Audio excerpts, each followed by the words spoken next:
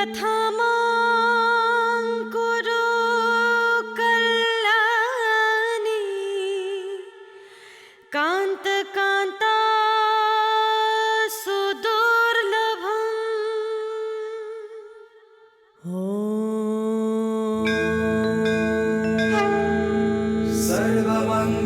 सर्वमङ्गलमाङ्गल्ये शिवे सर्वार्थसाधिके शरण्ये त्र्यम्बके गौरी नारायणी नमोऽस्तुते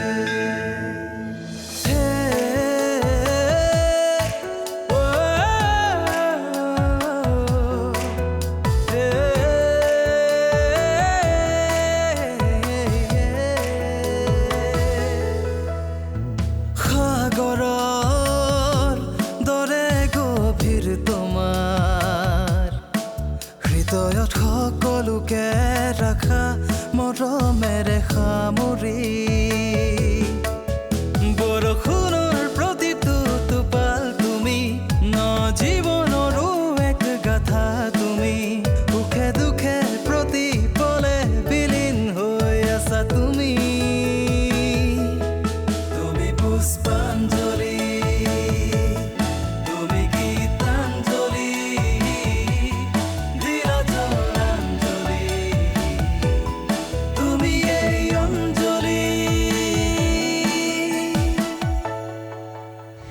মই খোৱা ভাত ৰুটি চাহ কাপোৰ তোমাৰ দেউতাই বজাৰ কৰা বস্তু আৰু মই পিন্ধা কাপোৰ কেইযোৰ মাৰ টকাৰে আনিছে আজি বয়ে তেওঁ থৈ দিয়া কাপোৰবোৰ মোক দিব বিচাৰিছে কাইলৈ ক'ব মনজিত মোৰ ভাত খাব মন যোৱা নাই উৰ্মিকে দি দিয়া যোৱা উৰ্মি তই যি কৰ মোৰ লগত কৰ নালাগে আপোনাৰ লগত নকৰোঁ কিয় আপোনাৰ লগত কৰিলে আপোনাৰ ব্যৱসায় বা সা সম্পত্তিবিলাক হাত কৰি ল'ব পাৰোঁতো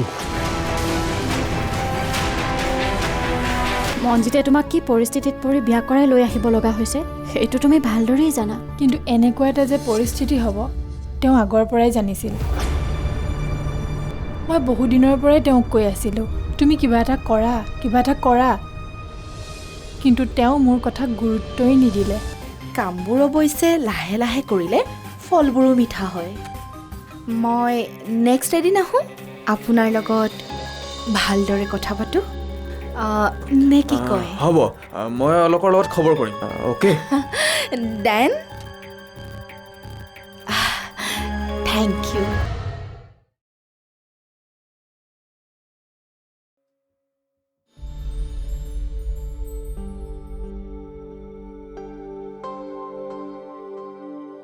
সাগৰ তোক কথা এটা ক'ম বুলি ভাবিছিলোঁ ক আমি এদিন পুৰণা গাঁও ঘৰৰ পৰা আহিবগৈ লাগিছিলে অৱন্তী বৰদেউতাৰ শ্ৰাদ্ধৰ দিনো পৰিছে নহয় আজি পলাশ আহিছিল কেতিয়া আজি দুপৰীয়া ভাত খোৱাকৈ আহিছিল দেউতাকৰ শ্ৰাদ্ধলৈ মাতি থৈ গৈছে লগতে আৰু এটা কাম আছে কি আমাৰ ৰুৱতী মাটিখিনিও কিবা এটা চিঙা কটা কৰিব লাগিছিল মাটিখিনি দেউতা আৰু বৰদেউতাৰ মাজত এজমালি হৈ আছে নহয় সেইখিনিও ভাগ ভাগ কৰিবলৈ আকৌ আমাৰ চহী লাগিব তাৰমানে পলাশ দাদাই মাটিৰ কথাটোক লৈহে মেইনলি আহিছে শ্ৰাদ্ধৰ নিমন্ত্ৰণ এটা গৈ নাহে কাগজ পত্ৰখিনি লৈ আহিব লাগিছিল আমি ইয়াতে চাইন কৰি দিব পাৰিলোহেঁতেন গাঁৱলৈ যাবলৈ তাৰমানে তোৰ মন নাই গাঁৱতনো আছে কি খালী পৰি থকা আমাৰ ঘৰটো মাটিখিনি এবাৰ চাই আহিবলৈতো মন নাযায়নে আধি কৰা মানুহে খেতি কৰিয়ে আছে ধান বিক্ৰী কৰি বছৰত যি টকা পায় সেইটো তোৰ একাউণ্টত সোমাই আছে তাত আৰু চাবলৈ যাবলৈ কি আছে ক আন নাথাকিলেও তাত কিছুমান স্মৃতি আছে দেচোন তাতেই জানো জীৱনৰ আচল সময়খিনি পাৰ কৰি অহা নাই তাতেই জানো তোৰ দেউতাৰৰ স্মৃতিখিনি নাই আছে তাতেইতো জীৱনটো আৰম্ভ কৰিছিলোঁ বহু নতুন নতুন কথা গাঁওখনতে শিকিছিলোঁ তই সঁচা কথা কৈছোঁ মই সেই গাঁওখনত মই বহুত স্মৃতি এৰি থৈ আহিছোঁ মই জানো নহয় তই নিজৰ গাঁওখন পাহৰি যাব নোৱাৰ মানুহে জানো নিজৰ জন্ম ঠাইখন পাহৰি যাব পাৰে এতিয়া চাগে গাঁওখনলৈ বহুত পৰিৱৰ্তন আহিল নহয়নে? পৰি থকা ঘৰটো বা কি অৱস্থা হৈছে? অঞ্জলিহঁতৰ ঘৰটো বিক্ৰী কৰাৰ পাছত চাগে তাত পকী ঘৰ বনালে।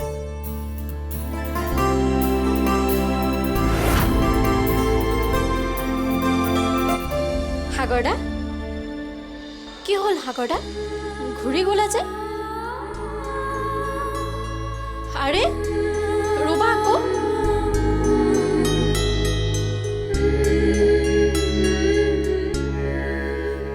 ঘৰলৈ সোমাব ধৰি উভতি গৈছা যে? কি হ'ল তোমাৰ? ব'লা আকৌ। নাযাওঁ দে, তহঁতক আৰু আমনি নকৰোঁ। কি আচৰিত কথা কৈছা তুমি? তুমি আহিলে আমি আমনি পাম? ব'লা ঘৰলৈ ব'লা। নালাগে, মই কাইলৈ যামগৈ। তোক মাত দিবলৈহে আহিছিলোঁ। মাত দিবলৈ আহি এনেকৈ গুচি যায় নেকি? ব'লা।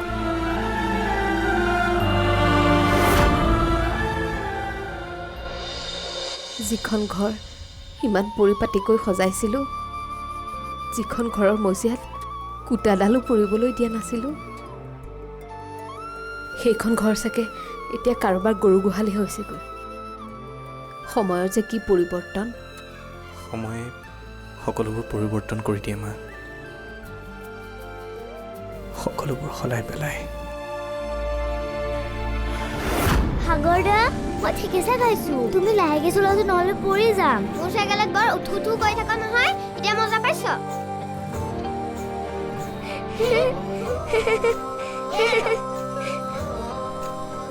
সাগৰদা, কি? মোক আৰু অলপমান ঠেলি দিয়াচোন। কিয়? মই আৰু অলপমান উৰিব খোজো। মই নোৱাৰো। বেয়া পাইছো যোৱা। বেয়া পালে পা। সাগৰদা, মই নোৱাৰো দে। দিয়া না। নোৱাৰো মই।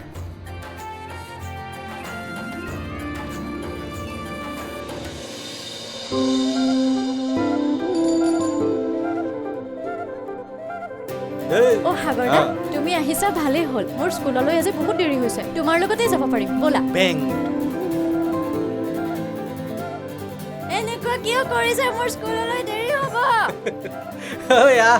ধেমালি কৰিছো। বেছি কৰে।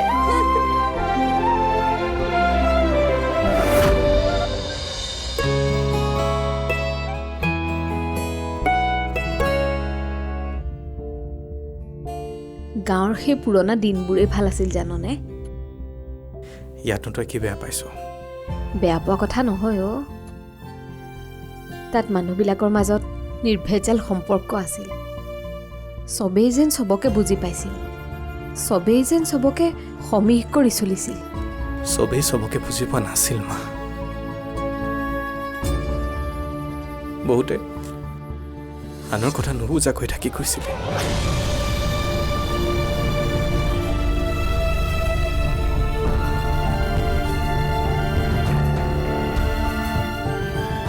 মা, দেউতাই জানো মোৰ কথা বুজি পাইছিল? মই কি বিচাৰিছিলোঁ যেতিয়া ঘৰৰ মানুহজনে বুজি পোৱা নাছিল, গাঁৱৰ মানুহে কি বুজি পাব? দেউতাৰৰ ওপৰত তই এতিয়াও অভিমান লৈ আছ সাগৰ? অভিমান নহয় মা, খুব ভাল লগা মানুহে যেতিয়া মনৰ খবৰবোৰ নাপায় তেতিয়া বৰ দুখ লাগে। দেউতাই তোক বেয়া পাই একো কাম কৰা নাই। তোক ভাল পাই কাৰণেই ভাবিছিল তই যাতে নিজকে ভালকে থিতাপি লগাব পাৰ। ভগৱানে কৰাত এতিয়া সকলো ঠিকে থাকে হৈ গ'ল। তই এটা সুখৰ জীৱন পাইছ, একথা ভালকৈ খাবলৈ পাইছ। কিন্তু মোৰ এই সুখৰ জীৱনটো দেউতাই চাই যাবলৈ নাপালে। সকলো ভগৱানৰ ইচ্ছা।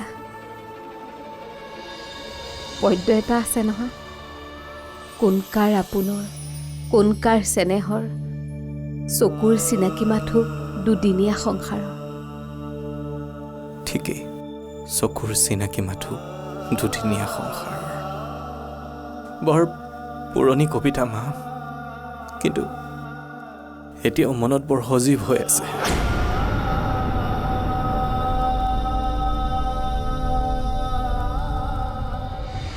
আপোনাৰ জীৱনলৈ কোনোবা কিয় নাহিলে মানে আপুনি নিজৰ পৰিয়াল কৰাৰ কথা কিয় নাভাবিলে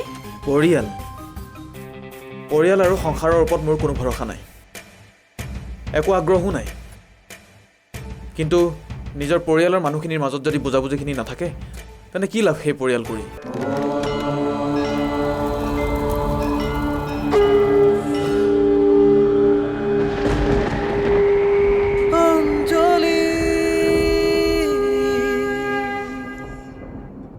জীৱনত আপুনি বহুত কৰিলে টকা পইচাও কৰিলে কিন্তু নিজৰ কথা একো নাভাবিলে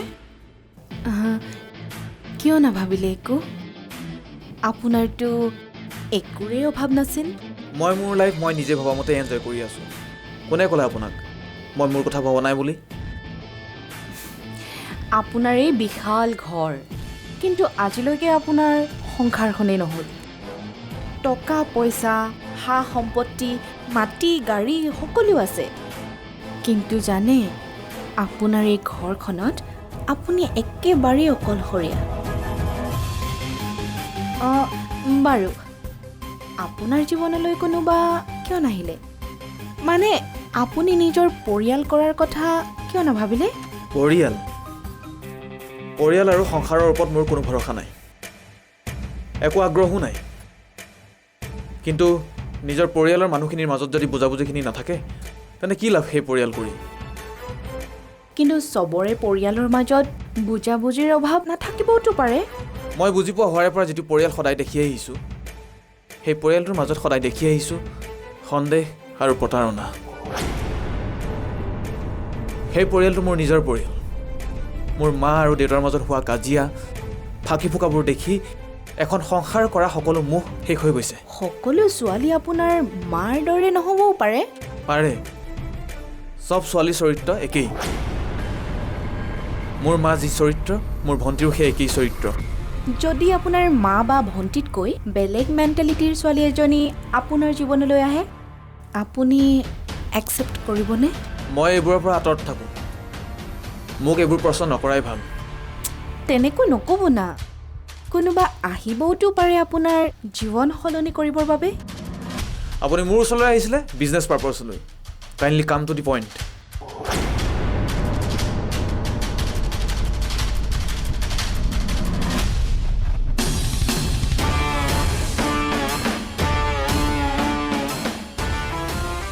এনেকুৱাওতো কোনোবা থাকিব পাৰে যিয়ে আপোনাৰ প্ৰতি আকৰ্ষিত যিয়ে আপোনাক সংগ দিব বিচাৰে মানে আপোনাৰ মা বা ভণ্টিতকৈ বেলেগ কোনোবা মই এনেকৈ ঠিক আছোঁ আপোনাৰ যদি মোৰ লগত কিবা বিজনেছৰ কথা পাতিবলগীয়া আছে সেয়া পাতক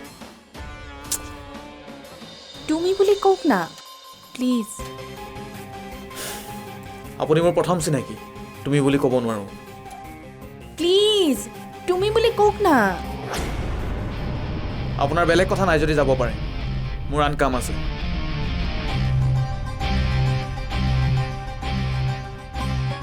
তুমি মোক এনেকৈ অৱজ্ঞা কৰিব নোৱাৰা মিষ্টাৰ ঘনশ্যাম মইতো তোমাক পাবৰ বাবেই ইয়ালৈ আহিছোঁ বিচাৰি ফুৰিছে কিন্তু কাম হ'লে পোৱা নাই ক'ত পাব সি যে একো কামৰ মানুহ নহয় সেইটো চবেই গম পাই গৈছে মনজিত কামৰ মানুহ নোহোৱা নহয় সি সকলো কামেই কৰিব পাৰে তেনেহ'লে সি কাম এটা যোগাৰ কৰিব পাৰিব লাগিছিল তাক কোনেও কাম নিদিয়া কাৰণটো হ'ল সি মোৰ ভতিজা দেউতাৰ বাৰু কি হৈছে তোমাক আৰু মোকচোন পাত্তাই নিদিয়ে কি হৈছে দেউতাৰৰ ইমান মানা কৰা স্বত্তেও মনজিতক বোলে আমাৰ বিজনেছত ইনভলভ কৰাবই কিহে পাইছে এই মানুহটোক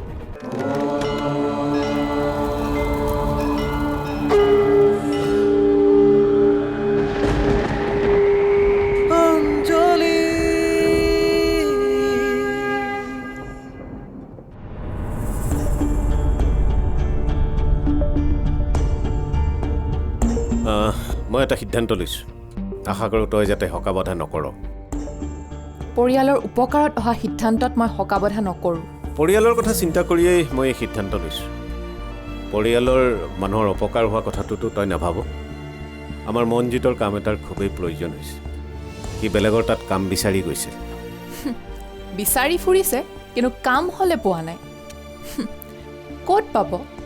সি যে একো কামৰ মানুহ নহয় সেইটো চবেই গম পাই গৈছে। মঞ্জিত কামৰ মানুহ নোহোৱা নহয়, সি সকলো কামেই কৰিব পাৰে। তেনেহ'লে সি কাম এটা যোগাৰ কৰিব পাৰিব লাগিছিল। তাক কোনেও কাম নিদিয়া কাৰণটো হ'ল সি মোৰ ভতিজা। গতিকে মোৰ ভতিজাক কৰ্মচাৰী হিচাপে কোনেও ৰাখিব বিচৰা নাই, সেইবাবে সি কাম পোৱা নাই। কিবা ডাঙৰ কোম্পানীত বিচাৰক, নহ'লে চৰকাৰী চাকৰি বিচাৰক। বেলেগৰ তাত কাম বিচাৰি থকাতকৈ আমাৰ তাতে সি কাম কৰাত কি আপত্তি আছে? আছে, আপত্তি আছে, কাৰণ সি আমাৰ ব্যৱসায়ত যোগদান কৰাটো মা আৰু মই নিবিচাৰোঁ। মা আৰু মই নিবিচৰা কাম এটা আপুনি কৰিবনে? ভাবিছোঁ মাৰ আৰু তই নিবিচাৰিলেও মই এই কামটো কৰিম।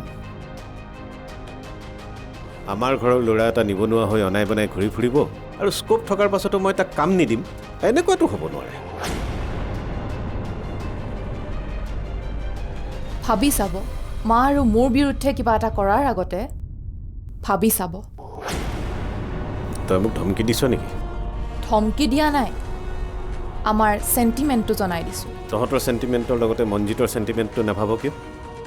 তাৰ চেণ্টিমেণ্টটো তাৰ মাক বাপেকে ভাবিব, আপুনি আমাৰটো ভাব। শুন, ঘৰখনৰ ভিতৰতে এই আমাৰ তোমাৰ এইবিলাক ভেদভাৱ নানিবি। চবৰে কথা একেলগে ভাবিবলৈ শিক। আপুনি আৰু মাইতো ইমান দিনে চবকে এক বুলিয়ে ভাবি আছে। কি পালে তাৰ পৰা? মা আজি গোটেই ঘৰখনৰ পৰা অকলশৰীয়া। মঞ্জিতে যদি এবাৰ আমাৰ ব্যৱসায়ত হাত দিয়ে, এদিন কিন্তু আপুনিও অকলশৰীয়া হৈ যাব। গতিকে কথাটো এবাৰ ভালদৰে ভাবি চাব।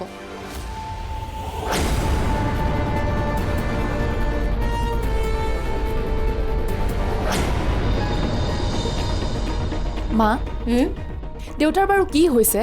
তোমাক আৰু মোকচোন পাত্তাই নিদিয়ে। কি হৈছে দেউতাৰৰ? ইমান মানা কৰা স্বত্তেও মঞ্জিতক বোলে আমাৰ বিজনেছত ইনভলভ কৰাবই। কিহে পাইছে এই মানুহটোক? দেউতাক যে একদম ফুচুলাই পেলাইছে জানানে? ঘৰখনত তলে তলে বিৰাট পলিটিক্স চলিছে। সকলোবোৰ যেতিয়া হেৰুৱাব লাগিব তেতিয়া গম পাব। চব হেৰুৱাৰ পিছত গম পাই লাভ নহয় নহয়। চব যদি লুটি লৈয়ে যায় তাৰপিছত গম পাই কি লাভটো হ'ব? আমাতকৈ এতিয়া ভতিজাকহে বেছি আপোন হ'ল। তাকেইতো মই কোৱাত মোক কৈছে মই বোলে ঘৰখনত প্ৰভেদ আনিছোঁ। প্ৰভেদ কোনে আনিছে?